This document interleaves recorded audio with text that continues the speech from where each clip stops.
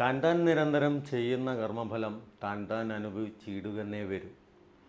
പ്രശസ്തമായ ആധ്യാത്മ രാമായണത്തിലെ എഴുത്തച്ഛൻ്റെ വരികളാണിത്. ഇപ്പോൾ ഞാനിത് ഓർക്കാൻ കാരണം ഏപ്രിൽ 10 എന്ന തീയതി കഴിഞ്ഞിരിക്കുന്നു. ഏപ്രിൽ 10 എന്ന മാജിക്കൽ ഡേറ്റ് കഴിഞ്ഞിരിക്കുന്നു. നമ്മുടെ കുട്ടികളെല്ലാം SBI ക്ലർക്ക് 2 ഷിഫ്റ്റായിട്ട് എക്സാം എഴുതി കഴിഞ്ഞിരിക്കുന്നു. ഇനിയും നിങ്ങളുടെ കർമ്മഫലം നിങ്ങൾ അനുഭവിക്കാൻ പോകുന്നു. നമ്മൾ ഇന്ന് അതാണ് പരിശോധിക്കുന്നത്. So let's go to the exam analysis of SBI clerk on 10th April. Welcome to Compass Academy. Toby Sharath Thompson here. അപ്പോൾ ഏപ്രിൽ 10 എന്ന ഡേറ്റ് കഴിഞ്ഞു. 2 ഷിഫ്റ്റായിട്ട് നമ്മൾ SBI എക്സാം നമ്മുടെ കുട്ടികളെല്ലാം കേരളത്തിലും വെളിയിലും ഇന്ത്യയിലാകമാനം അതൊരു തരംഗമായി അലയടിച്ചു. SBI പതിവ് തെറ്റിച്ചില്ല. SBI പേര് എല്ലാവരും വിളിക്കുന്നത് സർപ്രൈസ് ബാങ്ക് ഓഫ് ഇന്ത്യ എന്ന് തന്നെയാണ്.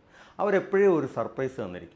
2 ഷിഫ്റ്റായിട്ട് നടന്ന എക്സാം ചിലത് അവർ നല്ല പരീക്ഷണങ്ങൾ നടത്തി. നമ്മുടെ കുട്ടികൾ പരീക്ഷ എഴുതി. ഇപ്പോൾ നമ്മുടെ കുട്ടികളുടെ അവസ്ഥ ഏകദേശം ഇലക്ഷൻ കഴിഞ്ഞ് റിസൾട്ട് പ്രതീക്ഷിക്കുന്ന സ്ഥാനാർത്ഥികളുടെ അവസ്ഥ തന്നെയാണ്. ഇലക്ഷൻ എല്ലാം പെട്ടിയിലായി. എന്നാൽ അതെന്താണ് ഞങ്ങളുടെ റിസൾട്ട് എന്നറിയാനുള്ള ആകാംക്ഷയിലാണ് ഇനിയുള്ള ദിവസങ്ങളോളം. അപ്പോൾ അതിനു മുമ്പേ നമുക്കൊന്ന് പരിശോധിക്കാം എങ്ങനെയാണ് നിങ്ങൾ എക്സാം എഴുതിയത്, നിങ്ങളുടെ എക്സാം എഴുതിയ രീതി, നിങ്ങളുടെ അറ്റംപ്റ്റ് കാര്യങ്ങളൊക്കെ, നിങ്ങൾക്ക് ജയിക്കാൻ എന്തെങ്കിലും ചാൻസ് ഉണ്ടോ കാര്യങ്ങളൊക്കെയും നമ്മളിവിടെ പരിശോധിക്കുകയാണ്. അതും പച്ച മലയാളത്തിൽ. ഓർക്കുക, പരീക്ഷ എഴുതിയവർ 2 കൂട്ടം ഉണ്ടായിരുന്നു. ഞാനവരെ രണ്ടായിട്ട് കരുതുന്നു.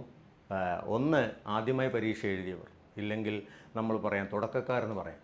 എന്നാൽ വേറൊരു കൂട്ടരുണ്ട്, അവർ ട്രെയിനിങ് എടുത്ത് അവർ പരിചിതമായി മെയിൻസ് എഴുതി പരിചയമുള്ളവരാണ്. അവരെയും നമുക്ക് നോക്കാം. സോ ഈ 2 കൂട്ടരുടെ അറ്റംപ്റ്റുകൾ വ്യത്യസ്തമായിരിക്കും. സോ നമ്മൾ ഇനിയും കടക്കുന്നു, ഓരോ സെഷൻ വൈസ് അനാലിസിലേക്ക് നമ്മൾ കടക്കുന്നു. നിങ്ങൾക്കറിയാം 2 സെഷനായിട്ട് 2 ഷിഫ്റ്റായിട്ടാണ് നടന്നത്. നമ്മൾ രണ്ടിനെയും കൂടെ കമ്പൈൻ ചെയ്ത് ആണ് നടത്തുന്നത്. സോ അതും കുട്ടികളുടെ അഭിപ്രായങ്ങളിലും ഒക്കെ എടുത്തിട്ടാണ്. കോമ്പസിൽ നിന്ന് പരീക്ഷ എഴുതാൻ പോയ കുട്ടികളുടെയും ഒക്കെ അഭിപ്രായം എടുത്ത് നമ്മൾ നടത്തുന്നതാണ്. സോ നമുക്ക് അതിലേക്ക് കിടക്കാം. പിന്നെ നമ്മൾ ഇന്ന് നോക്കുന്നത് ഡേ 1 അനാലിസിസ്. അതായത് 2 ഷിഫ്റ്റും കൂടെ ഞാൻ കമ്പയർ ചെയ്താണ് കാണിക്കുന്നത്. അതിനകത്ത് 2 ഷിഫ്റ്റായിട്ട് നടന്ന എക്സാം SBI പതിവ് പോലെ ഞാൻ പറഞ്ഞ പോലെ കുറേ സർപ്രൈസുകൾ ഒളിപ്പിച്ച് വെച്ചായിരുന്നു. ഞാൻ നിങ്ങളോട് അന്നേ പറഞ്ഞായിരുന്നു, നിങ്ങൾ കഴിഞ്ഞ വർഷത്തെ പോലെ ഒരിക്കലും SBIയുടെ നിന്ന് എക്സ്പെക്റ്റ് ചെയ്യരുത് എന്ന്. അതിനകത്ത് ഈ പ്രാവശ്യം അവർ അതുപോലെ തന്നെ കണ്ടു. ഷിഫ്റ്റ് 1 രാവിലെ നടന്ന ഷിഫ്റ്റിൽ നമ്മൾ കഴിഞ്ഞ പ്രാവശ്യത്തെ സ്ട്രാറ്റജി ഞാൻ നിങ്ങളോട് പറഞ്ഞു. റീസണിങ് കഴിഞ്ഞ പ്രാവശ്യം 25 എബോവ് നിങ്ങൾക്ക് സ്കോർ ചെയ്യാൻ പറ്റുന്ന ഒരു റീസണിങ് ആയിരുന്നു. ഈസി ടു മോഡറേറ്റ് എന്നുള്ളൊരു ഇതിലായിരുന്നു അതിനകത്ത്. എന്നാൽ ഈ പ്രാവശ്യം SBI റീസണിങ് ഏറ്റവും ടഫാക്കി കാണിച്ചു. ഷിഫ്റ്റ് 1 ഏറ്റവും ടഫാക്കി കാണിച്ചു. നമുക്ക് 25 എന്നുള്ള കൺസെപ്റ്റൊക്കെ പോയി 20 താഴേക്കെന്നുള്ള കൺസെപ്റ്റാണ്. മാക്സിമം നല്ലപോലെ ചെയ്യുന്നവർക്ക് വരെ ആ ഒരു 20 എന്നുള്ള ഇതിലേക്കാണ് വന്നിട്ടുള്ളത് അതിനകത്ത്. സോ റീസണിങ് ആയിരുന്നു ഏറ്റവും ടഫ്.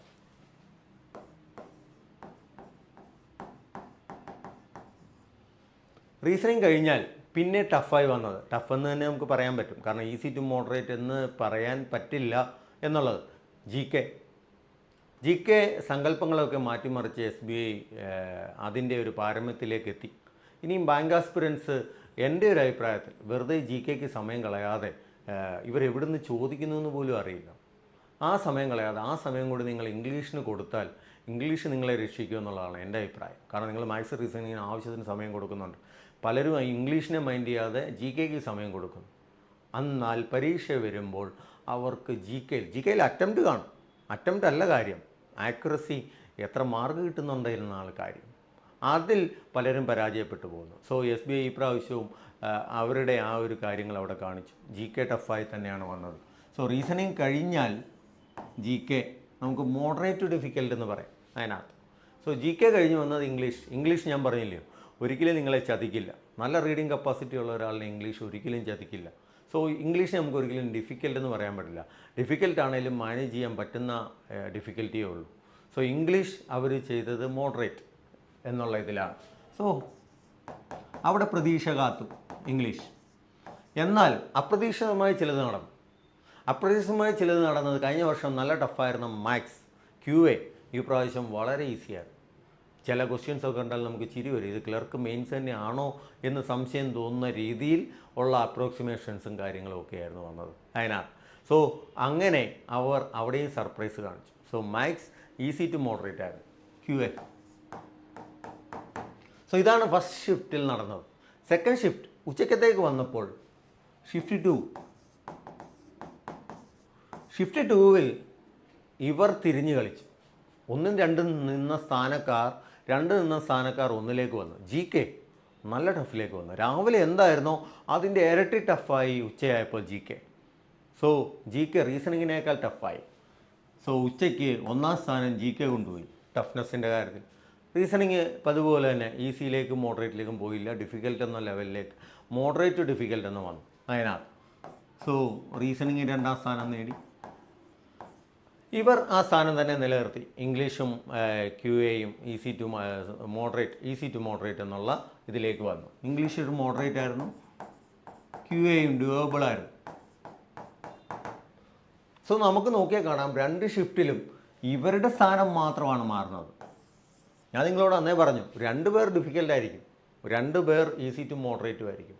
അതുപോലെ തന്നെ എന്നാൽ അവരുടെ സ്ഥാനം മാത്രമേ മാറിയിട്ടുള്ളൂ, അങ്ങോട്ടും ഇങ്ങോട്ടും മാറി എന്നുള്ളതേ ഉള്ളൂ. അതുകൊണ്ടാണ് ഞാൻ പറഞ്ഞത് നമ്മൾ ഓരോ ഷിഫ്റ്റും അനലൈസ് ചെയ്യാതെ ഡേ 1 അനാലിസിസ് ചെയ്താൽ തന്നെ നിങ്ങൾക്ക് മനസ്സിലാകും നിങ്ങളുടെ അറ്റംപ്റ്റ് എത്ര, അത് ഗുഡ് അറ്റംപ്റ്റ് ആണോ അല്ലയോ എന്നുള്ള കാര്യങ്ങളൊക്കെ നമുക്ക് മനസ്സിലാക്കാം. സോ നമുക്ക് ഡീറ്റെയിൽ ആയിട്ട് ഒരു സബ്ജക്റ്റിന് എത്രയായിരിക്കും അറ്റംപ്റ്റ്, എന്താണ് അതിൽ നടന്നതെന്നൊക്കെയുള്ള കാര്യങ്ങൾ നമുക്ക് അതിലേക്ക് പോകാം. ആദ്യം നിങ്ങളുടെ കമ്പ്യൂട്ടറിലേക്ക്, നിങ്ങളുടെ മോണിറ്ററിലേക്ക് വന്നത് GA ക്വസ്റ്റ്യൻസ് ആയിരുന്നു. രാവിലത്തെ GAക്കാട്ടിൽ പാടായിരുന്നു ഉച്ചക്കത്തെ GA.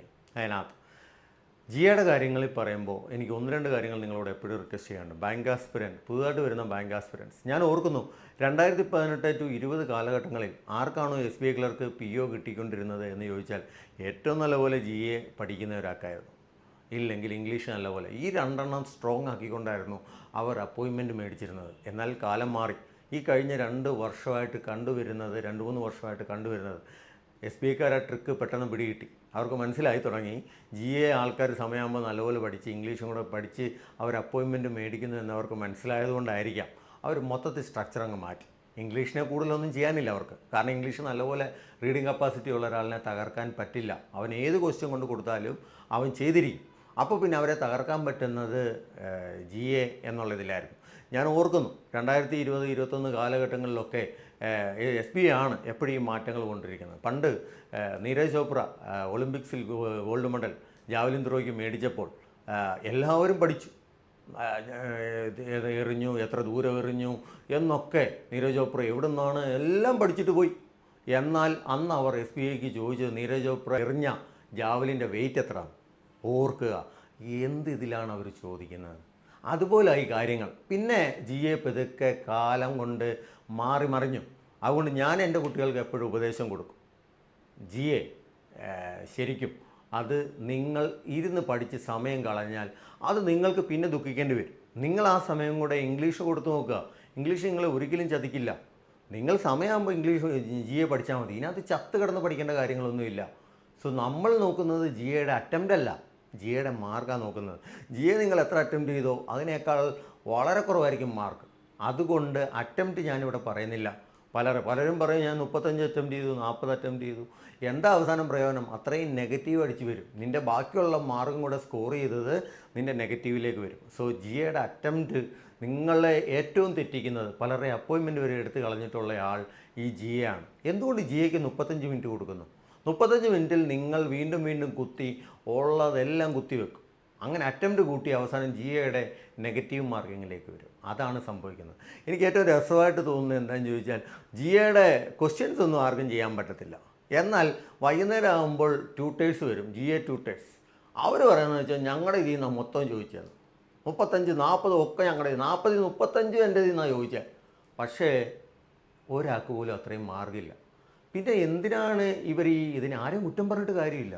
ഒരു GA ട്യൂട്ടേഴ്സിനെയും കുറ്റം പറഞ്ഞിട്ട് കാര്യമില്ല. നിങ്ങൾക്ക് ഇത് കഴിയുമ്പോൾ പറയാം ഞങ്ങളുടെ ആ PDF-ലുണ്ടായിരുന്നു, ഈ PDF-ലുണ്ടായിരുന്നു. എന്നാൽ എന്തുകൊണ്ട് ആ കുട്ടികൾ ആ PDF പഠിക്കുന്നില്ല? അവർക്ക് പഠിക്കാൻ പറ്റുന്നതിനൊരു ലിമിറ്റുണ്ട്. നമ്മുടെ ഇപ്പോഴത്തെ GAയുടെ സ്ട്രക്ചർ എന്ന് പറഞ്ഞാൽ സിവിൽ സർവീസിനപ്പുറം. നേരത്തെ സിവിൽ സർവീസിനുണ്ടായിരുന്ന ജനറൽ ടോപ്പിക്കാണ് നമ്മളിപ്പോൾ പഠിക്കുന്നത്. കഴിഞ്ഞ ദിവസത്തെ എക്സാമുകൾക്ക് വന്ന ക്വസ്റ്റ്യൻസൊക്കെ കേട്ടാൽ നിങ്ങൾക്ക് ചിരി വരും അല്ലേ? പ്ലൂട്ടോയെ ഡാർക്ക് പ്ലാനറ്റ് ആക്കിയ വർഷം, പ്രഖ്യാപിച്ച വർഷം, മറ്റേതെന്താ മറിച്ച്, ഇതൊക്കെ ആർക്ക് വേണ്ടിയിട്ടാണ് ചോദിക്കുന്നത്? രണ്ടാമത്തെ ഷിഫ്റ്റിൽ ചോദിച്ചത് സെബിയുടെ എന്താ ഇക്വിറ്റി ഡെറിവേറ്റീവ്സ്, മറ്റേത് കമോഡിറ്റി എക്സ്ചേഞ്ച്. ഇത് ആർക്ക് വേണ്ടിയിട്ട് എവിടോട്ടായി പോകുന്നത്? നമ്മുടെ ഇത് നമുക്കിതെല്ലാം കടന്ന് പഠിക്കാൻ പറ്റുമോ? അപ്പോൾ മാത്സ് ആര് നോക്കും, റീസണിങ് ആര് നോക്കും, ഇംഗ്ലീഷ് ആര് നോക്കും? ഇതൊന്നും നോക്കാതെ മൊത്തം നേരെ ഇരുന്ന് സിവിൽ സർവീസ് പോലെ നമുക്ക് GA പഠിക്കാൻ പറ്റില്ല. അപ്പോൾ ഏകദേശം എനിക്ക് തോന്നുന്നു SSC നമ്മളെ ഹൈജാക്ക് ചെയ്യുകയാണ്. അങ്ങനെയുള്ള ക്വസ്റ്റ്യൻസാണ് ഇപ്പോഴത്തെ GAയിലേക്ക് വരുന്നത്. അപ്പോൾ ഇനി നിങ്ങൾ ഇരുത്തി ചിന്തിക്കണം, ഈ GAയ്ക്ക് വേണ്ടി ഈ 5 മാർക്ക് മേടിക്കാനാണോ നിങ്ങൾ ഇത്രയും കാലം പഠിച്ചതെന്നുള്ളത്. അത് ഏതവനും പുതുതായിട്ട് പഠിച്ച ഒരു 2 മാസം മുമ്പ് പുസ്തകം തുറന്നാൽ തന്നെ 5 മാർക്ക് കിട്ടും. അത് ഇതേ ഉള്ളൂ നിങ്ങൾക്കും എങ്കിൽ നിങ്ങൾ എന്തുകൊണ്ട് ഈ 6 മാസം മുമ്പ് തുടങ്ങുന്നു? ഇത്രയും ദിവസം നിങ്ങൾ എന്തിനു വേണ്ടി GAയ്ക്ക് വേണ്ടി കളയുന്നു? കാരണം കഴിഞ്ഞ വർഷം നടന്ന പരീക്ഷകളിലെല്ലാം GAയുടെ ട്രാക്ക് വളരെ മോശമാണ്. ആരെങ്കിലും GAയ്ക്ക് നേരത്തെ സ്ട്രോങ് ഉണ്ടായിരുന്നെങ്കിൽ അവർ വളരെ വീക്കുമാണ്. കാരണം രീതി മാറി. രീതി മാറുമ്പോൾ, കാലം മാറുമ്പോൾ നമ്മൾ കോലം മാറണം. അത് പറ്റാത്തവർ ഈ അബദ്ധത്തിലേക്ക് പോകും. സോ ഡേ ഷിഫ്റ്റിലേക്ക് വരുമ്പോൾ ഏകദേശം അവർ ഇച്ചിരി ലക്കിയായിരുന്നു.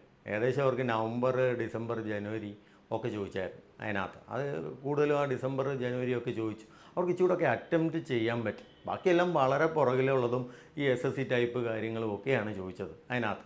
സോ അവർക്ക് ആ ഒരു ഇതിലേക്ക് എത്താൻ പറ്റി. എന്നാൽ ഉച്ചയായതോടുകൂടി കാര്യങ്ങൾ കീഴ്മേൽ മറിഞ്ഞു, കൂടുതൽ ടഫിലേക്ക്. ഈ മൊത്തം ഒക്ടോബറിൻ്റെ പുറകിലേക്കും ഈ ഒരു വർഷം മുമ്പുള്ളതും 2023 വരെ ഉള്ളതൊക്കെ ചോദിച്ചിട്ടുണ്ട് എന്നാണ് കേട്ടത് അതിനകത്ത്. പിന്നെ ഞാൻ പറഞ്ഞില്ലേ കൊല്ലം ഈ ജനറൽ അവയർനെസ് കാര്യങ്ങൾ. സോ ഇനിയും നിങ്ങൾ ഒരിക്കലും GA എന്ന് പറയുമ്പോൾ ബാങ്ക് ആസ്പിരൻസിൻ്റെ മനസ്സിലേക്ക് ഓടി വരുന്നത് CA എന്നാണ്, കറണ്ട് അഫയേഴ്സ്. എന്നാൽ കറണ്ട് അഫയേഴ്സ് ഇപ്പോൾ കാണാനേ ഇല്ല. പിന്നെ എന്തിനാണ് അവർ ഈ കറണ്ട് അഫയേഴ്സിന് കൂടുതൽ ഇത് കൊടുക്കുന്നത്? ആൾക്കാർ കൂടുതൽ ഇമ്പോർട്ടൻസ് കൊടുക്കുന്നത് ഈ കറണ്ട് അഫയേഴ്സ് എന്നുള്ളതാണ്. ഒരിക്കലും അങ്ങനെ ചെയ്യാതിരിക്കുക. ഞാൻ പറഞ്ഞില്ല അതിൻ്റെ മൊത്തമുള്ള ഇത് മാറി. അപ്പോൾ ഉച്ചയായപ്പോഴത്തേക്ക് ഏകദേശം ആ ഒരു ലെവലേ മാറി. ഈ രാവിലെ ആയിരുന്നെങ്കിൽ ഞാൻ പറഞ്ഞതിന് ഒരു 9 to 15 മോർണിംഗ് ബാച്ച് കുഴപ്പമില്ല. അറ്റംപ്റ്റ് അല്ല ഞാൻ ഈ പറയുന്നത്, മാർക്കിൻ്റെ കാര്യമാണ് പറയുന്നത്. നിങ്ങൾക്ക് ഇന്നും പലരും വീഡിയോ ഒക്കെ വന്ന് കാണും. നിങ്ങൾക്ക് നിങ്ങളുടെ മാർക്ക് നോക്കാവുന്നതേ ഉള്ളൂ, എങ്ങനെയൊക്കെയാണ് വന്നതെന്നുള്ളത്. ഇതൊരു നല്ല മാർഗ്ഗമാണ്. 9 to 15 രാവിലത്തെ ഇതിനകത്ത് അത്രയും സ്കോർ ചെയ്യാൻ പറ്റുന്നതുകൊണ്ട് നല്ലപോലെ പഠിക്കുന്നവരുടെ കാര്യം ഞാൻ പറഞ്ഞത്. 9 to 15 ബാക്കിയുള്ളവരൊക്കെ അറ്റംപ്റ്റ് ചെയ്ത് കാണും. പക്ഷേ അത് മാർക്ക് നോക്കുമ്പോൾ നിങ്ങൾക്ക് തന്നെ മാർക്ക് നോക്കാൻ പറ്റും. ബാക്കിയൊന്നിൻ്റെയും ആൻസർ അറിയത്തില്ലെങ്കിലും GAയുടെ ഒക്കെ വീഡിയോ വന്നു കഴിഞ്ഞു നിങ്ങൾക്ക് തന്നെ നോക്കാൻ പറ്റും. സോ നിങ്ങളുടെ മാർക്ക് എത്രമാത്രം ലോയിലേക്ക് പോകുന്നുവെന്ന്. സോ ഇവിടെ കംപ്ലീറ്റ് ആക്യുറസിയാണ് നോക്കുന്നത്. പലർക്കും ഇല്ലാതെ പോകുന്നതും GAയ്ക്ക് അതാ. എന്നാൽ ഉച്ചയാകുമ്പോഴത്തേക്കും ആഫ്റ്റർനൂൺ സെഷനിലേക്ക് വരുമ്പോൾ വളരെ ഇതാണ്, ഏകദേശം 4 to 8 എന്നൊക്കെ പറഞ്ഞാൽ മതി, അത്രമാത്രം ഇതിലേക്ക് വരും. സോ കാരണം നല്ലപോലെ ഞാൻ അറ്റംപ്റ്റ് അല്ല പറയുന്നത്, മാർക്കിൻ്റെ കാര്യമാണ് പറയുന്നത്. അത്രമാത്രം താന്നു ഈ ഇതിലേക്ക്. സോ GA നമ്മൾ വീണ്ടും രണ്ടാമത് ചിന്തിക്കേണ്ട അവസ്ഥയുണ്ട്. ഇത് ആരും GA ട്യൂട്ടർമാരെ ചീത്ത വിളിച്ചിട്ട് ഒന്നും കാര്യമില്ല. കാരണം ഏത് PDF ഞങ്ങൾ എവിടുന്ന് കൊടുക്കണം, ഏത് PDF ഈ കുട്ടികൾ എവിടുന്ന് പഠിക്കണം? ഒരു കറക്റ്റായിട്ടുള്ളൊരു ഡിസിഷൻ ഉണ്ടായിരുന്നെങ്കിൽ പണ്ടൊക്കെ ഉണ്ടായിരുന്നു. 2018 ഒക്കെ ഞങ്ങൾ 2014 തുടങ്ങുമ്പോൾ നമുക്കറിയാം 6 മാസമായി ചോദിക്കുന്നത്. എന്നാൽ 6 മാസം എന്നുള്ളത് പിന്നെ 4 months ആയിട്ട് ചുരുങ്ങി. എന്നാലും 6 മാസമായി പഠിച്ചിട്ട് പോകും. പിന്നെ ഇത് 1 വർഷമായി, 2 വർഷമായി. ഇത് എങ്ങോട്ടാണ് ഈ പോക്ക് എന്നറിയില്ല. അതുകൊണ്ട് ഞാൻ വീണ്ടും നിങ്ങളോട് പറയുന്നു, GA ഒരു പരമാവധി ഒരു മീഡിയം ലെവലിൽ പഠിക്കുക. ബാക്കി ആ സമയം കൂടെ നിങ്ങൾ ബാക്കി സബ്ജക്ട്സിന് കൊടുത്താൽ നിങ്ങൾക്ക് എന്തെങ്കിലും ഗുണം കിട്ടും. സോ ഇതാണ് നമ്മുടെ മോർണിംഗ് ഷിഫ്റ്റും ആഫ്റ്റർനൂൺ ഷിഫ്റ്റും GAയ്ക്കുള്ള ഗുഡ് അറ്റംപ്റ്റ്. ഇല്ലെങ്കിൽ ഗുഡ് അറ്റംപ്റ്റ് അല്ല പറയുന്നത്, മാർഗാണ് പറയുന്നത്. സോ മാർഗാണ്. ഇത്രയും മാർക്ക് മേടിച്ചാൽ നല്ലതായി. കാരണം ഒരു കാര്യം ഓർക്കുക, സെഷൻ വൈസ് കട്ട് ഓഫ് SBIക്ക് ഇല്ല. സെഷൻ വൈസ് കട്ട് ഓഫ് ഉണ്ടായിരുന്നെങ്കിൽ ഇതിനൊക്കെ 1 മാർക്കേ വരത്തുള്ളൂ കട്ട് ഓഫ്. ഇതിനൊരു കൂടി എന്നാൽ 3 മാർക്ക് വരും. അത്രയ്ക്കുള്ള കാര്യങ്ങളേ ഉള്ളൂ. സെഷൻ വൈസ് കട്ട് ഓഫ് ഇല്ലാത്തത് പലരുടെയും ഭാഗ്യം. കാരണം ഇതിലൊക്കെ പലരുടെയും നെഗറ്റീവ് അടിച്ചിങ്ങ് പോരും. അതുകൊണ്ട് ചിലപ്പോൾ ഉള്ള മാർക്ക് കൂടെ നഷ്ടപ്പെടാൻ ചാൻസ് ഉണ്ട്. അതുകൊണ്ട് ഇതാണ് എൻ്റെ ഒരു അനാലിസിൽ രാവിലെയും ഉച്ചയ്ക്കുമുള്ള GAയുടെ പെർഫോമൻസ്. സോ നമ്മൾ GAയുടെ ഇത് കണ്ടു. നമുക്ക് അടുത്ത അനാലിസിസ് നമ്മുടെ ഇംഗ്ലീഷിനെ നടക്കാം. ഇംഗ്ലീഷ് ഞാൻ പറഞ്ഞ പോലെ രണ്ടിടത്തും മോഡറേറ്റ് എന്നുള്ള ഇതായിരുന്നു. സോ അത്ര ഈസി എന്ന് പറയാൻ പറ്റത്തില്ല, മോഡറേറ്റ്. നല്ലപോലെ ഇംഗ്ലീഷ് അറിയാവുന്നവർ, അതായത് റീഡിങ് കപ്പാസിറ്റി ഉള്ളവർക്ക് അതൊരു പ്രശ്നമേ അല്ലായിരുന്നു. സോ സാധാരണ കാണുന്ന പോലെ പോർഷൻസ്, ഇവിടെ വലിയ സർപ്രൈസുകളൊന്നും അവർ ഒളിപ്പിച്ച് വെച്ചില്ല. രണ്ട് കോംപ്രിഹെൻഷൻ ഇതിലും ഉണ്ടായിരുന്നു. കോംപ്രിഹെൻഷൻ, ഫിനാൻഷ്യൽ പാസേജും ഒക്കെ. അപ്പോൾ ഇച്ചിരി ലെങ്തി ആയിരുന്നു, അത് പറഞ്ഞു. പക്ഷേ ലെങ്തി പാസേജുകളായിരുന്നു. വായിച്ചെടുക്കാൻ നല്ല റീഡിങ് കപ്പാസിറ്റി ഉള്ള ഒരാൾക്ക് എഴുതിയത്തുള്ളൂ. ക്ലോസ് ടെസ്റ്റ് ഉണ്ടായിരുന്നു, രണ്ടിടത്ത് അവർക്ക് ക്ലോസ് ടെസ്റ്റ് ഉണ്ടായിരുന്നു. ഒരു ക്ലോസ് ടെസ്റ്റിൽ ഫിറ്റാകുന്ന സെൻറ്റൻസ് വേർഡ് ഏതാണെന്നും ഒരു ക്ലോസ് ടെസ്റ്റിൽ ഫിറ്റ് ആകാത്ത വേർഡ് എന്താണെന്നായിരുന്നു. സോ അത് രണ്ടും മാറ്റങ്ങളുണ്ടായിരുന്നു. ദെൻ കണക്റ്റേഴ്സ് ഉണ്ടായിരുന്നു, എറർ കറക്ഷൻ ഉണ്ടായിരുന്നു. പിന്നെന്താ, യൂസേജ് ഓഫ് വേർഡ്സിൻ്റെ യൂസേജ് ശരിക്കും അങ്ങനെ അവർക്ക് പാരാജമ്പിൾഡ് ഉണ്ടായിരുന്നു. ആ കാര്യങ്ങളുമെല്ലാം ഞാൻ പറയും, മാറ്റങ്ങളൊന്നുമില്ല. നമ്മളന്ന് എഴുതി കാണിച്ച പോർഷൻസും കാര്യങ്ങളും ഒക്കെ തന്നെ സിനോണിം, ആൻറ്റോണിമിൻ്റെ യൂസേജ് ഓഫ് വേർഡ്സ് അതെല്ലാം വരുന്ന രീതിയിലായിരുന്നു ഇംഗ്ലീഷിൻ്റേത്. അപ്പോൾ ഇംഗ്ലീഷിൽ ഞാൻ പറയില്ലയോ, ഞാൻ അന്ന് നിങ്ങളോടൊരു കാര്യം പറഞ്ഞു, നിങ്ങൾ ഏത് സബ്ജക്റ്റ് മാറിയാലും ഇംഗ്ലീഷ് മാറില്ല. അത് നിങ്ങൾക്ക് പൂർണ്ണമായിട്ടും അയാളെ കണ്ണടച്ച് വിശ്വസിക്കാം. എന്നാൽ പല കുട്ടികളും കാട്ടുന്ന അബദ്ധം എന്താ ചോദിച്ചാൽ, ഇയാൾക്ക് കൂടുതൽ ശ്രദ്ധ കൊടുക്കില്ല. ശ്രദ്ധ കൊടുക്കാത്തിടത്തോളം കാലം അയാൾ നിങ്ങളെ ശ്രദ്ധിക്കത്തുമില്ല. എന്നാൽ നല്ലപോലെ ഇംഗ്ലീഷിനെ ശ്രദ്ധിക്കുന്നവർക്ക്, അവർക്ക് GK കൈവിട്ടാലും ഇംഗ്ലീഷ് കൊണ്ട് മെച്ചപ്പെടുത്താൻ പറ്റും. സോ ഇംഗ്ലീഷിൻ്റെ രണ്ടിടത്താണേലും ഒരു ആവറേജ് ഞാൻ പറഞ്ഞ മാർക്ക് അറ്റംപ്റ്റ് ഒരു 19 to 25 നിങ്ങൾക്ക് കിട്ടിയാൽ നല്ല ഇതാണ്. അതിനകത്ത് മാർക്കിലേക്ക് വരുമ്പോൾ അറ്റംപ്റ്റ് ചിലപ്പോൾ അതിൽ കൂടുതൽ കാണും, 30, 32, 35 ഒക്കെ നമുക്കുണ്ട് അതിനകത്ത്. സോ ഞാൻ പറയില്ലോ, ഇതൊക്കെയും ഞാൻ ആവറേജ് ഉള്ള കുട്ടികളുടെ ഇതാണ് പറയുന്നത്. എല്ലാം അതിൻ്റെ മുകളിലും കാണും. നിങ്ങൾക്ക് അതിന് മേളിൽ നല്ല അറ്റംപ്റ്റ് കാണും. ഇതൊരു ഗുഡ് അറ്റംപ്റ്റാണ്. അതിന് മേളിൽ ചെയ്താൽ അത്രയും നല്ലത്. ഞാൻ പറഞ്ഞത് സാധാരണ ചെയ്യുന്നത് ഇത്രയാണെങ്കിൽ തന്നെ അത്യാവശ്യം നല്ലൊരു അറ്റംപ്റ്റാണ്. സോ ഇതിലൊക്കെ ശരിയായിരിക്കണം. അതുകൊണ്ടാണ് ഞാൻ മാർഗം എന്ന് പറഞ്ഞത്. നിങ്ങളുടെ അറ്റംപ്റ്റ് നിങ്ങൾ വെറുതെ കുത്തിയിട്ടുണ്ടെങ്കിൽ എന്നെ കുറ്റം പറയരുത്. ഞാൻ പറഞ്ഞ നിങ്ങളുടെ മാർക്കിൻ്റെ കാര്യമാണ് പറഞ്ഞത്. സോ ഇംഗ്ലീഷ് ഈ ഒരു അവസ്ഥയിൽ പോയാൽ മോഡറേറ്റ് ലെവലിൽ തന്നെയായിരുന്നു. അതുകൊണ്ട് അതിനെക്കുറിച്ചാണ് കൂടുതൽ എല്ലാ കാര്യങ്ങളും മോസ്റ്റ്ലി വന്നിട്ടുണ്ട്. അങ്ങോട്ടും ഇങ്ങോട്ടും കുറച്ച് ചേഞ്ചസ് എന്നതൊഴിച്ച് ബാക്കിയെല്ലാം ഇംഗ്ലീഷ് മോഡറേറ്റ് ലെവലായിരുന്നു. സോ ഇത്രയും നിങ്ങൾക്ക് ഉണ്ടെങ്കിൽ അതൊരു ഗുഡ് അറ്റംപ്റ്റ് തന്നെയാണ്. നമുക്ക് അടുത്ത ഇതിലേക്ക് കടക്കാം. അപ്പോൾ നമ്മൾ ഏകദേശം GA കണ്ടു, ഇംഗ്ലീഷ് കണ്ടു. ഞാൻ നിങ്ങളുടെ മുമ്പിലേക്ക് വന്ന സെഷൻസ് അനുസരിച്ചാണ് എടുക്കുന്നത്. നിങ്ങളുടെ ലാപ്പ് ഇല്ലെങ്കിൽ നിങ്ങളുടെ മോണിറ്റർ തുറന്നപ്പോഴേ നിങ്ങൾക്ക് കിട്ടിയത് GA ആണ്. ഞാൻ നിങ്ങളോട് ഇവിടുന്ന് പോയപ്പോൾ ഒരു കാര്യം പറഞ്ഞു, എന്താണ് നമ്മുടെ സ്ട്രാറ്റജി എന്ന് ചോദിച്ചാൽ, നിങ്ങൾക്ക് എപ്പോഴും ആദ്യം കിട്ടുന്നത് ടഫാകാനാണ് ചാൻസ്. ആ ടഫാകുമ്പോൾ തന്നെ നിങ്ങൾ മാനസികമായി തളരും. അതുകൊണ്ടാണ് ഞാൻ നിങ്ങളോട് പ്രത്യേകം പറഞ്ഞത്, സ്ട്രാറ്റജീസിൽ നമ്മൾ ഓർക്കണം, നമ്മൾ മെൻ്റൽ സ്റ്റെബിലിറ്റി ഉള്ളവരാണ്. നോക്കുക, GK വന്നു, GK അത്യാവശ്യം ടഫായിരുന്നു. അത് കഴിഞ്ഞപ്പോൾ ഇംഗ്ലീഷ് വന്നു, ഇംഗ്ലീഷ് മോഡറേറ്റ് എന്നുള്ള ഇതിലേക്ക് വന്നു. അടുത്തത് നമ്മൾ കാണാൻ പോകുന്ന അടുത്ത ആളിനെയാണ് QA എന്നുള്ളത്. ഈ പ്രാവശ്യം SBI ശരിക്കും ഞെട്ടിച്ച് കളഞ്ഞു. അവർ ഈസി ടു മോഡറേറ്റ് ആക്കി GA മാറ്റി. അതിനകത്ത് രണ്ട് സെഷനും ഏകദേശം ഒരുപോലൊക്കെ തന്നെയായിരുന്നു. രണ്ടിലുണ്ടായിരുന്ന പോർഷൻസും സെയിമാണ്. നിങ്ങൾക്കറിയാം അതിനകത്ത് വരുന്നത് എന്താണ്. അപ്രോക്സിമേഷൻ ഉണ്ടായിരുന്നു. അപ്രോക്സിമേഷനൊക്കെ എനിക്ക് തോന്നുന്നു പ്രിലിംസ് ലെവലോ എന്നുള്ള ഒരു ഇതിലേക്കായിരുന്നു വന്നത്. അപ്രോക്സിമേഷൻ, ക്വാഡ്രാറ്റിക് ഇക്വേഷൻ ഉണ്ടായിരുന്നു. ഇതൊക്കെ 5 10 മാർക്കിന് സുഖമായിട്ട് സ്കോർ ചെയ്ത് പോകാവുന്ന ഇതിലേക്കാണ്. പിന്നെ സീരീസ്, മിസ്സിംഗ് സീരീസ്. രാവിലെ മിസ്സിംഗ് സീരീസ് വേരിയബിൾ ബേസ്ഡ് ആയിരുന്നു, റോ 1 റോ 2 എന്നുള്ള ഇതിലെ. ഉച്ചയ്ക്കാകുമ്പോൾ അത് റോങ് സീരീസും കൂടെ വന്നു ഉച്ചയ്ക്കത്തെ ഇതിലേക്ക് വരുമ്പോൾ. അപ്പോൾ അതാണ് രാവിലത്തെ അത്രയും എളുപ്പമല്ലായിരുന്നു ഉച്ചയ്ക്കത്തെ മാത്സ് എങ്കിൽ പോലും ഈസി ടു മോഡറേറ്റ് എന്നുള്ള ഇതിലേക്കാണ് ഇത് വരുന്നത്. So missing series 5 മാർക്കിനുണ്ടായിരുന്നു. പിന്നെ 3 DA ഉണ്ടായിരുന്നു, മിസ്സിംഗ് DA ഉൾപ്പെടെ. സ്റ്റേഷനറി ഉണ്ടായിരുന്നു ഉച്ചയ്ക്ക് അതിനകത്ത്. സോ ടേബിൾ ഉണ്ടായിരുന്നു, പൈ ഉണ്ടായിരുന്നു, ലൈൻ ഉണ്ടായിരുന്നു. ഇതൊക്കെയും രണ്ടിനകത്തും ഉണ്ടായിരുന്ന ഇതിലേക്കാണ്. DA 3 ഉണ്ടായിരുന്നു. കേസിലിട്ട് ഒരു 5 മാർക്കിനുണ്ടായിരുന്നു. ഒരെണ്ണം ഉണ്ടായിരുന്നു 5 മാർക്കിന് എന്നുള്ള ഇതിലേക്ക്. പിന്നെ നമ്മുടെ variable base, quantity base Q1 Q2 എന്നുള്ളത് ക്വാണ്ടിറ്റി ബേസ്ഡ് ഉണ്ടായിരുന്നു.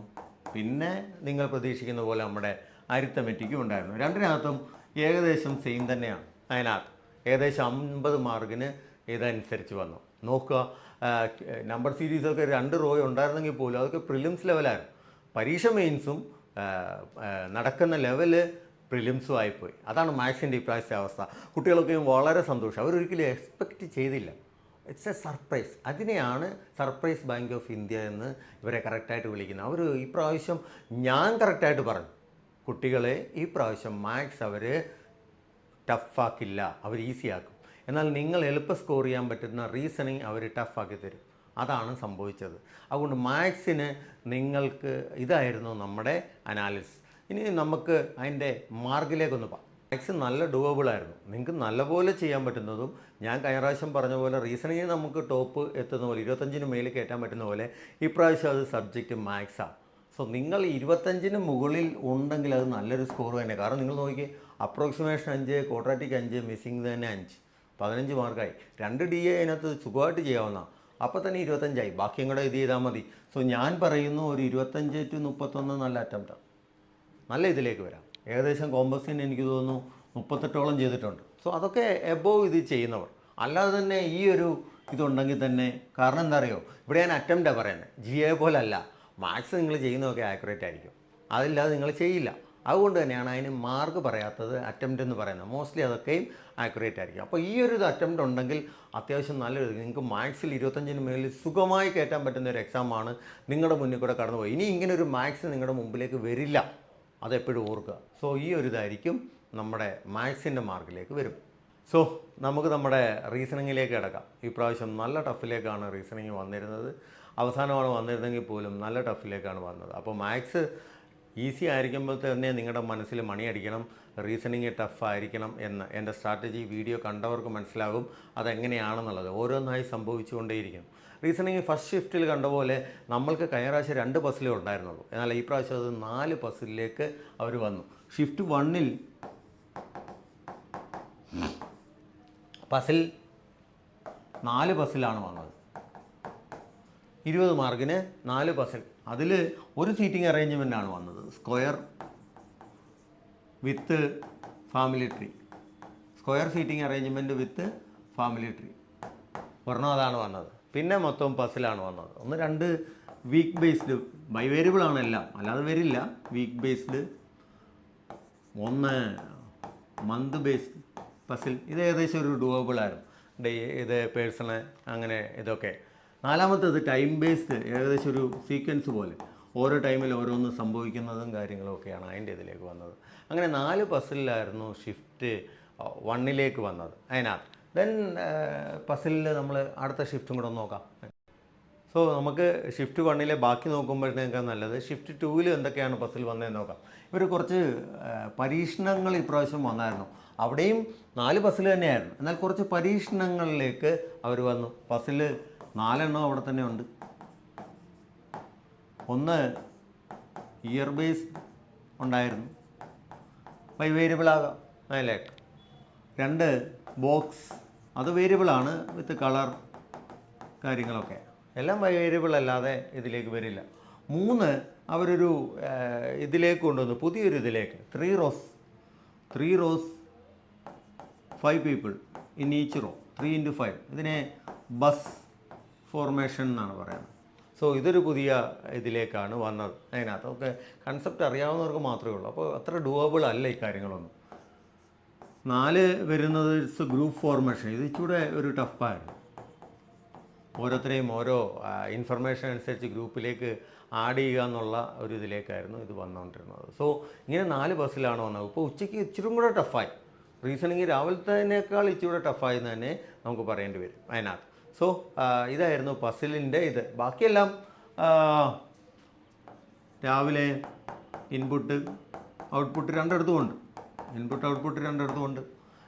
ഹയർ ലെവൽ കോഡിംഗ് ഉണ്ടായിരുന്നു. ഇതൊക്കെ നമുക്ക് കുട്ടികൾക്ക് അങ്ങനെ കിട്ടാത്തതാണ്, കാരണം അതിൻ്റെ കൺസെപ്റ്റ് ഒന്നും കാണുന്നതേ ഇല്ല. പിന്നെന്താ, രാവിലെ കോഡഡ് ഇൻഈക്വാലിറ്റി ആയിരുന്നു, ഇതായിരുന്നു ഒരു ആശ്വാസം. എന്നാൽ ഉച്ചയ്ക്ക് അത് കോഡഡ് സിലോയിസത്തിലേക്ക് മാറി. രാവിലെ കോഡഡ് ഇൻഈക്വാലിറ്റി, ഉച്ചയ്ക്ക് കോഡഡ് സിലോയിസം എന്നതിലേക്ക്. ഇപ്രാവശ്യം മിസ്ലേനിയസ് അത്ര ഡൂവബിൾ ആണെന്ന് നമുക്ക് പറയാൻ പറ്റില്ല, കാരണം ഡയറക്ഷൻ ഇല്ല, ബ്ലഡ് റിലേഷൻ ഇല്ല, പിന്നെ ആൽഫ ന്യൂമറിക്കിൻ്റെ 1-2 ഇത്. ദെൻ റിസൾട്ടൻറ്റ് ബേസ്ഡ് ആഡിങ് ഉണ്ടായിരുന്നു. ആൽഫ ന്യൂമറിക്കിൽ റിസൾട്ടൻറ്റ് ബേസ്ഡ് ഓരോ റോ ആഡ് ചെയ്യുന്നത് അത് ഇച്ചിരി ടഫായിരുന്നു, മറ്റേതുപോലെ കാര്യങ്ങളിലേക്കല്ലായിരുന്നു. അത് ഇവിടെ ഉണ്ടായിരുന്നു. റിസൾട്ടൻറ്റ് ബേസ്ഡ് എവിടെയുണ്ട്, ഇവിടെയുണ്ട്, മാറ്റങ്ങളൊന്നുമില്ല, എല്ലാം അതേ ഇതൊക്കെ തന്നെ അതിനകത്ത്. പിന്നെ വന്നത് ക്രിട്ടിക്കൽ റീസണിങ് എന്നുള്ള ഇതിലേക്കാണ്. ക്രിട്ടിക്കൽ റീസണിങ് സാധാരണ പോലെ തന്നെ 10 മാർക്കിനനുസരിച്ച് ക്രിട്ടിക്കൽ റീസണിങ് ഉണ്ടായിരുന്നു. ക്രിട്ടിക്കൽ റീസണിങ് രണ്ടിടത്തും ഉണ്ടായിരുന്നു. സോ ക്രിട്ടിക്കൽ റീസണിങ് ഉണ്ടായിരുന്നു. ഇതൊക്കെയും. അപ്പോൾ മിസ്ലേനിയസിൻ്റെ എണ്ണം കുറച്ചു, എന്നിട്ട് പസിലിൻ്റെ എണ്ണം കൂടി. കഴിഞ്ഞ പ്രാവശ്യം 2 പസിലിൻ്റെ സ്ഥാനത്താണ് ഇപ്രാവശ്യം 4 പസിലാണ്. അപ്പോൾ കഴിഞ്ഞ പ്രാവശ്യം 25 മേളിലെന്നുള്ള കൺസെപ്റ്റ് വിട്ടേ. ആ ഒരു ഇതിലേക്ക് നമുക്ക് ഇവിടെ പോകാൻ പറ്റില്ല. കാരണം നമ്മൾ മാത്സിന് അത്രയും കൂട്ടിയ സ്ഥിതിക്ക് റീസണിങ് നമ്മൾ ഇച്ചിരി പമ്മിയേ പറ്റത്തുള്ളൂ. സോ ഇതായിരുന്നു റീസണിങ്ങിൻ്റെ അവസ്ഥ. പോർഷൻ വൈസ് ഞാൻ ജസ്റ്റ് പറഞ്ഞു എന്നേ ഉള്ളൂ. നിങ്ങൾക്കറിയാം, എഴുതിയവർക്കാണ് കൂടുതൽ അറിയാവുന്നത്. എനിക്ക് കിട്ടിയ ഇൻഫർമേഷൻ്റെ ബേസും ഒക്കെയാണ് വെച്ചിട്ടാണ് ഞാനിത് ചെയ്യുന്നത്. സോ എങ്ങനെയായിരുന്നു 4 ബസ്സിൽ ചോദിച്ചിരുന്നു അവർ. സോ ഓർഡർ ആൻഡ് റാങ്കിങ് കാര്യങ്ങൾ ഇതിലേക്ക്. So codeine decoding, input, coded inequality, resultant based, ഇതെല്ലാം ഉണ്ടായിരുന്നു. സോ നമുക്ക് സ്കോർ ചെയ്യാൻ പറ്റുന്ന, ആ സമയം കൊണ്ട് സ്കോർ ചെയ്യാൻ പറ്റുന്ന മാർക്ക് തീരെ കുറവായിരുന്നു കഴിഞ്ഞ വർഷത്തിനെ അപേക്ഷിച്ച് റീസണിങ്ങിലേക്ക് വരുമ്പോൾ. സോ റീസണിങ്ങിൻ്റെ ഒരു ഇതാണ്. നമുക്കിനി ഇതിൻ്റെ മാർക്കിലേക്ക് നോക്കാം. അപ്പോൾ നമ്മൾ റീസണിങ്ങിൻ്റെ 2 ഷിഫ്റ്റും കണ്ടു. 2 ഷിഫ്റ്റും ഞാൻ പറയുന്നു ആദ്യത്തെ ഷിഫ്റ്റിനേക്കാൾ ടഫായിരുന്നു രണ്ടാമത്തെ ഷിഫ്റ്റ്. അപ്പോൾ ഏകദേശം ആദ്യത്തെ ഷിഫ്റ്റിന് പിന്നെയും ഞാനൊരു 14-20 കൊടുക്കും എന്നുള്ളത്. അതൊരു അത്യാവശ്യം നല്ല അറ്റംപ്റ്റിലേക്ക് വരും. എന്നാൽ ഉച്ചയ്ക്ക് വരുമ്പോൾ അതൊരു 12-18 കിട്ടിയാൽ തന്നെ നല്ലൊരു ഇതിലേക്കായിരിക്കും വരുന്നത്. ഞാൻ പറഞ്ഞു അതിനേക്കാൾ കൂടുതൽ ചെയ്യുന്നവരെപ്പോഴും കാണും, ഇല്ലെന്നല്ല പറഞ്ഞു. നമ്മൾ സാഹചര്യം കൂടെ നോക്കണം. കഴിഞ്ഞ വർഷത്തെ സാഹചര്യം അല്ല നമ്മുടെ ഈ പ്രാവശ്യത്തെ സാഹചര്യം. അപ്പോൾ ഓരോ ഷിഫ്റ്റിന് ഞാൻ രണ്ടും കൂടെ കൂട്ടി നിങ്ങൾ ഏകദേശം നോർമലൈസേഷൻ ഇല്ലെന്ന് വെക്കുക. കാരണം ഏകദേശം ഒക്കെ സെയിമാണ്. അപ്പോൾ നോർമലൈസേഷൻ ഉണ്ടാകാനുള്ള ചാൻസ് ഇല്ല. എന്നാൽ ഇനി ഒരു ദിവസം കൂടെ പരീക്ഷയുണ്ട്, 12-ാം തീയതി പരീക്ഷയുണ്ട്. 12-ാം തീയതിത്തെ ഷിഫ്റ്റ് ഈസി ആയാൽ നോർമലൈസേഷൻ വരും. ഇല്ലെങ്കിൽ ഇത് ഇങ്ങനെ തന്നെ പോകും. ഇങ്ങനെ പോലെ തന്നെയാണ് 12-ാം തീയതി പോകുന്നതെങ്കിൽ കുഴപ്പമില്ല. ഇല്ലെങ്കിൽ ഇത് നോർമലൈസേഷനിലേക്ക് വരും. അപ്പോഴാണ് നിങ്ങൾ പേടിക്കേണ്ട കാര്യങ്ങളൊക്കെ വരുന്നത് അതിനകത്ത്. സോ ഏകദേശം ഞാൻ ഒരിത് പറഞ്ഞാൽ 14-21 ഞാൻ രണ്ടും കൂടെ പറയും അതിനകത്ത്. സോ 2 സെഷനും കൂട്ടി 2 സെഷനും കൂടെ ആവറേജൊക്കെ എടുത്ത് നമുക്ക് ഈ 14-21 ഉണ്ടെങ്കിൽ തന്നെ നല്ലൊരു അറ്റംപ്റ്റ് എന്ന് പറയാം. നമുക്ക് നമ്മുടെ കട്ട് ഓഫിലേക്ക് പതുക്കെ അടുക്കും. സോ നമ്മൾ ഇന്ന് കണ്ടത്, ഇത്രയും നേരം കണ്ടത് ഓരോ സെഷൻ വൈസ് അനാലിസിസാണ് നമ്മൾ കണ്ടത്. ഏകദേശമൊക്കെ കട്ട് ഓഫ് എത്ര ചെയ്യാൻ പറ്റും. ഞാൻ ഈ കുട്ടികളുടെ അഭിപ്രായം എടുത്തിട്ടാണ് പറയുന്നത്, എക്സ്പീരിയൻസിൽ നിന്നാണ് പറയുന്നത്. അപ്പോൾ അവർക്ക് ചെയ്യുന്ന എന്താണ്, അതിൽ തന്നെ കോമ്പസിൽ നല്ലപോലെ ചെയ്യുന്നവർ കാണും. സോ ഞാൻ പറഞ്ഞു 2 കൂട്ടം ആൾക്കാരെ നമ്മൾ എടുക്കുന്നത്. ആവറേജ് ആൾക്കാരെ എടുക്കും, എബോവ് ആവറേജ് ആൾക്കാരെ എടുക്കും. സോ ആവറേജ് ആൾക്കാർ എത്ര ചെയ്യുന്നു, എബോവ് ആവറേജ് ആൾക്കാർ എത്ര ചെയ്യുന്നു, ഇതൊക്കെയും മനസ്സിലുണ്ട്. ഞാൻ അതിൻ്റെ ഒരു മിഡിലിൽ നിന്നിട്ടാണ് ഈ കാര്യങ്ങൾ പറയുന്നത്. അപ്പോൾ ഇതായിരിക്കും, നിങ്ങളിതിൽ കൂടുതൽ ചെയ്തിട്ടുണ്ടായിരിക്കാം. അതിനൊന്നും എനിക്കൊരിതില്ല. ഞാൻ മിനിമമാണ്, ബെയർ മിനിമമാണ് നമ്മളിവിടെ പറയുന്നത്. സോ ഇതൊരു ഗുഡ് അറ്റംപ്റ്റ് ആയിരിക്കും എന്നതാണ് റീസണിങ്ങിൻ്റെ ഈ പ്രാവശ്യത്തെ അവസ്ഥ. എന്ന് പറഞ്ഞ് നിങ്ങൾ പേടിക്കേണ്ട കാര്യമില്ല. റീസണിങ് പഠിച്ചുകൊണ്ടേയിരിക്കുക. പുതിയ ടൈപ്പ് പസിൽസും കാര്യങ്ങളും ഒക്കെ വരും. അതൊക്കെ നമ്മൾ പഠിച്ച് എടുക്കുക. അപ്പോൾ നമുക്ക് എന്തായാലും അടുത്ത വർഷത്തെ SBI, ഇനി മുന്നോട്ട് വരുന്ന SBI, അപ്പോൾ ചിലപ്പോൾ റീസണിങ് ആരും എളുപ്പത്തിലേക്ക് വരുന്നത്, ആരും അതിനകത്ത് മനസ്തപിക്കേണ്ട കാര്യങ്ങളോ ദുഃഖിക്കേണ്ട കാര്യങ്ങളോ ഒന്നുമില്ല. അപ്പോൾ ചിലപ്പോൾ മാത്സ് ആയിരിക്കും പാട്. സോ നമുക്ക് അടുത്ത ഇതിലേക്ക് കിടക്കാം. ഓക്കെ, നമ്മൾ ഡീറ്റെയിൽ ആയിട്ട് സബ്ജക്റ്റ് അനാലിസിസ് എല്ലാം കഴിഞ്ഞു. ഞാൻ 2 ഷിഫ്റ്റ് ഒന്നിച്ചാണ് പറഞ്ഞത്. 2നെയും കമ്പൈൻ ചെയ്തിട്ടുണ്ട്. കാരണം ഏകദേശം ഒരേപോലെ തന്നെയാണ് വന്നിട്ടുണ്ടായിരുന്നത്. നമുക്ക് ഇനിയും കാണാം ഇവരുടെ മാർക്ക് വെച്ചിട്ട് നമുക്ക് എങ്ങനെ നമ്മുടെ കട്ട് ഓഫിലേക്ക് എത്താം എന്ന് നോക്കാം. നിങ്ങൾ സ്കോർ ചെയ്ത് ഇത്രയൊക്കെ തന്നെ ആണെങ്കിൽ എത്രയൊക്കെ ചെയ്താൽ ഒരു സേഫ് സോണിലേക്ക് നമുക്ക് എത്താൻ പറ്റും. അതാണ് നമ്മൾ നോക്കുന്നത്. നമ്മൾ പറഞ്ഞ ആദ്യത്തെ 2 ഈസി സബ്ജക്ട്സ് നോക്കാം. Easy to moderate. നിങ്ങൾക്കറിയാം ഞാൻ മാത്സിന് പറഞ്ഞത് QA പറഞ്ഞത് 25 to നിങ്ങൾക്ക് എന്തായാലും 30 ചെയ്യാൻ പറ്റും. 25 to 30 ചെയ്യാൻ പറ്റും. അതുപോലെ ഇംഗ്ലീഷ് എങ്ങനെയാണെങ്കിലും 26 to 32 ചെയ്യാൻ പറ്റും. നിങ്ങളൊന്ന് ഇനി ഓർത്ത് നോക്കുക.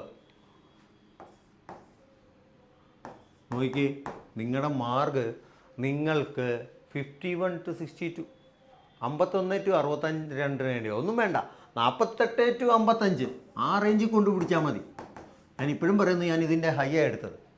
48 to 55 റേഞ്ച് പിടിപ്പിച്ചാൽ തന്നെ നിങ്ങൾക്ക് മുന്നോട്ട് സേഫായിട്ട് നീങ്ങാൻ പറ്റും. നിങ്ങളുടെ കട്ട് ഓഫിലേക്ക് നിങ്ങൾ അപ്ലൈ ചെയ്തിരിക്കുന്ന സ്റ്റേറ്റ് അനുസരിച്ച്, ഗുജറാത്തൊക്കെയാണ് അപ്ലൈ ചെയ്തിരിക്കുന്നതെങ്കിൽ ചിലപ്പോൾ നിങ്ങൾക്ക് സുഖമായിട്ട് കയറിപ്പോകാൻ പറ്റും.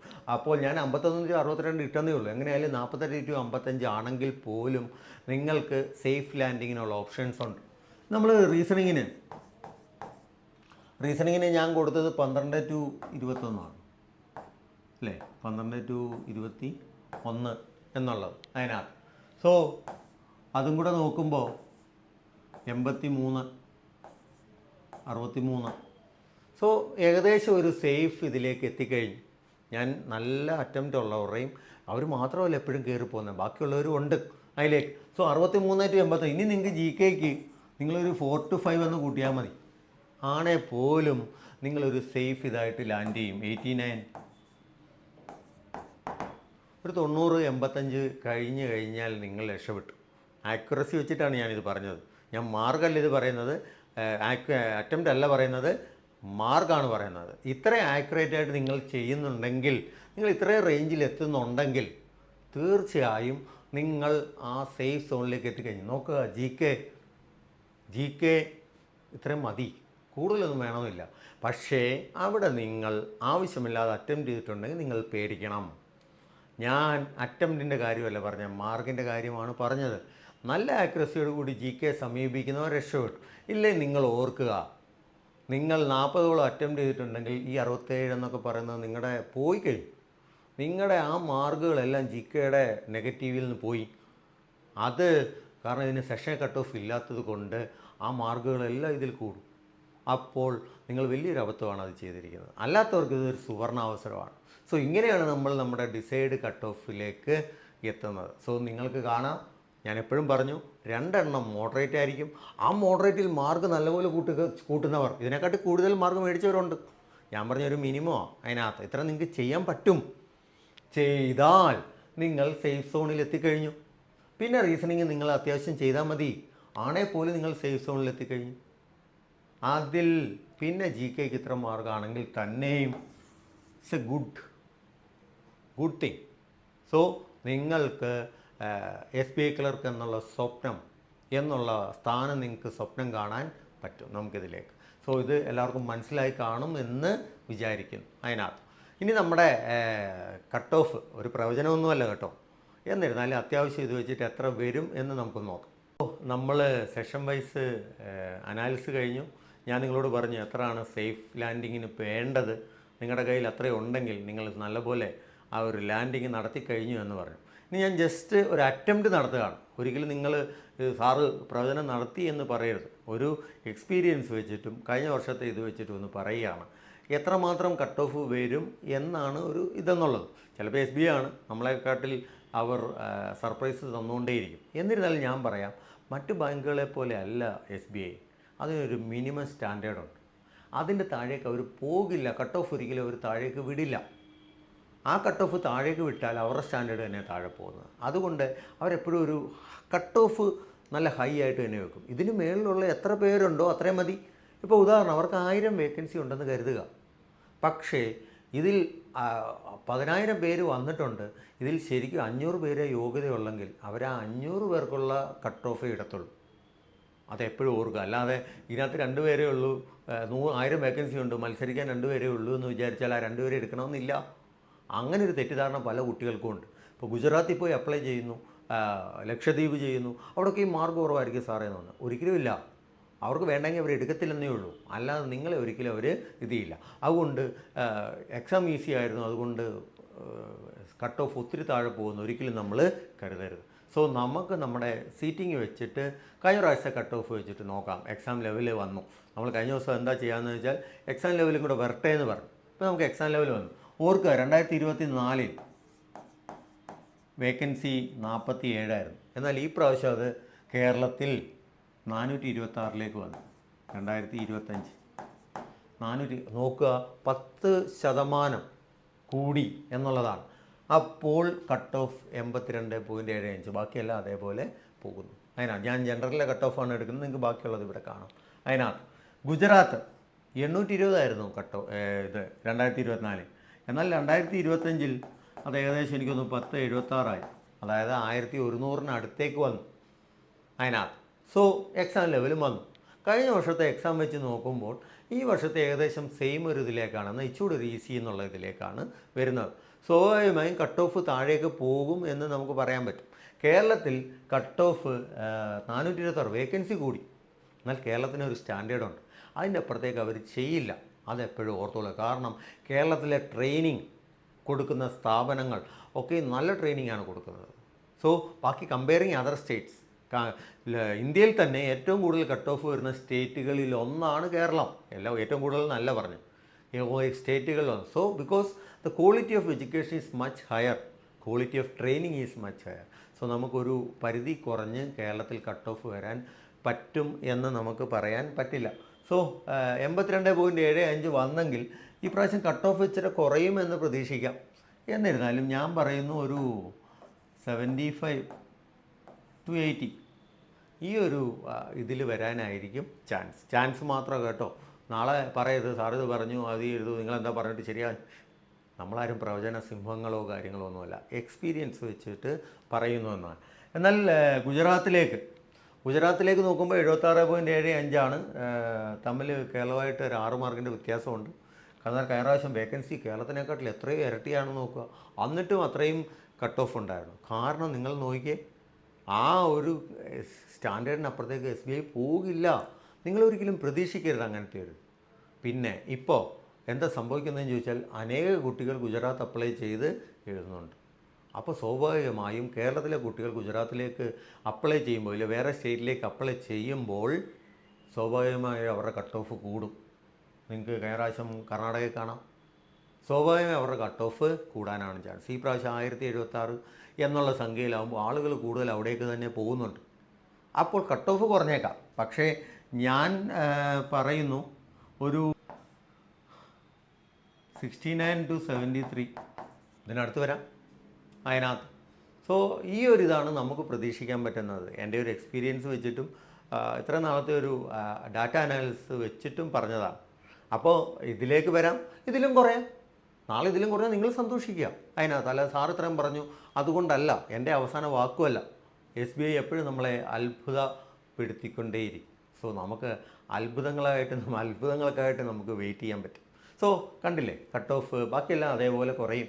ഓരോ സെഷനും പറയാൻ ഞാൻ ആളല്ല, അതിനനുസരിച്ച് കുറഞ്ഞോളും അതിനകത്ത്. എങ്കിലും നിങ്ങൾ ചെയ്തത് എന്താണെന്നും നിങ്ങളുടെ ആ എക്സാം അനാലിസിസ് നിങ്ങൾ ചെയ്തതിൻ്റെ അനാലിസിസ് നടത്തിയോണ്ട് നിങ്ങൾക്ക് അല്പമെങ്കിലും ആശ്വാസം കിട്ടും നിങ്ങൾ എവിടെ വരെ എത്തി നിൽക്കുന്നു. കാരണം പരാജയത്തിലേക്കാണെങ്കിൽ നിങ്ങൾക്ക് വീണ്ടും തിരിച്ചു വരാൻ കൂടുതൽ ഒരുക്കങ്ങൾ നടത്താൻ ആരും ഒത്തിരി പ്രതീക്ഷയോടുകൂടി ഇരിക്കാതിരിക്കുക. കാരണം തൊട്ട് തന്നെ ഇനി RRB വരുന്നുണ്ട്, അത് കഴിഞ്ഞ് വീണ്ടും SBI വരുന്നുണ്ട്. നമുക്ക് പ്രതീക്ഷിക്കാൻ ഇനിയുമുണ്ട്. നമ്മളാരും തളർന്നു പോകാതിരിക്കുക. അതുകൊണ്ടാണ് ഞാൻ പറഞ്ഞത് 2 കാറ്റഗറി ആൾക്കാരാണ് പരീക്ഷ എഴുതുന്നത്. ആദ്യമായി പരീക്ഷ എഴുതുന്നവരും എക്സ്പീരിയൻസ് ഉള്ളവരും. എക്സ്പീരിയൻസ് ഉള്ളവർ ഒബ്വിയസ്ലി മുന്നേറിക്കൊണ്ടിരിക്കും. ആദ്യമായി പരീക്ഷ എഴുതുന്നവർക്ക് ഇതൊരു ടാർഗറ്റാണ്, അവർക്കൊരു ബെഞ്ച് മാർക്കാണ്. ഞങ്ങൾ ആദ്യമായി എഴുതിയ എക്സാമിന് എനിക്ക് ഇത്രയും മാർക്ക് കിട്ടിയെന്ന് പറയാൻ ഞാൻ എൻ്റെ കുട്ടികളോട് എപ്പോഴും പറയും, നിങ്ങൾ ക്വസ്റ്റ്യൻ സെലക്ഷൻ ചെയ്ത് ആക്യുറസി മെയിൻറ്റെയിൻ ചെയ്യുക. നിങ്ങൾ ഈ കാണുന്ന ഓരോ സെഷനും, പ്രത്യേകിച്ച് റീസണിങ്, ഈ പ്രാവശ്യത്തെ റീസണിങ് ട്രിക്കിയായിരുന്നു. അവിടെ നിങ്ങളെ സഹായിക്കുന്നത് നിങ്ങളുടെ ക്വസ്റ്റ്യൻ സെലക്ഷനാണ്. ഏത് ക്വസ്റ്റ്യൻ സെലക്ഷൻ ചെയ്യണമെന്ന്, അങ്ങനെ നമ്മൾ വിജയിക്കുന്നത്. പ്രത്യേകിച്ച് GK ആക്യുറസി ബേസ്ഡ്. സോ ഈ പ്രാവശ്യത്തെ ഇതിൽ നിന്ന് എന്ത് മനസ്സിലാക്കാം? ഇത്രയും നേരം നമ്മൾ ചെയ്ത പ്രവൃത്തിയിൽ നിന്ന് ഇല്ലേ ഈ പ്രാവശ്യത്തെ SBI ക്ലർക്ക് എക്സാം കൊണ്ട് നമുക്ക് എന്ത് മനസ്സിലാക്കാം? എനിക്ക് മനസ്സിലാക്കാൻ പറ്റിയ ചില കാര്യങ്ങളുണ്ട്. നിങ്ങൾ ഈ GKക്ക് കൊടുക്കുന്ന സമയം വൃഥാവാണ് എന്നുള്ള കാര്യം ഓർക്കുക. അതിനകത്ത് GKക്ക് കൊടുക്കുന്ന സമയം നിങ്ങൾ ഇംഗ്ലീഷിന് കൊടുക്കുക. നിങ്ങൾ നോക്കിയേ, ഏത് പരീക്ഷയാണെങ്കിലും ഇംഗ്ലീഷ് ഒരു ഇത് വിട്ട് പോകില്ല. അത് മോഡറേറ്റ് ലെവലിലേ നിൽക്കത്തുള്ളൂ. ഇനി ഡിഫിക്കൽട്ട് ആണെങ്കിൽ പോലും ഇംഗ്ലീഷ് അറിയാവുന്നതും ചെയ്തിരിക്കും. പക്ഷേ ഇംഗ്ലീഷ് പഠിക്കാൻ നിങ്ങൾ എന്ത് ചെയ്യണം?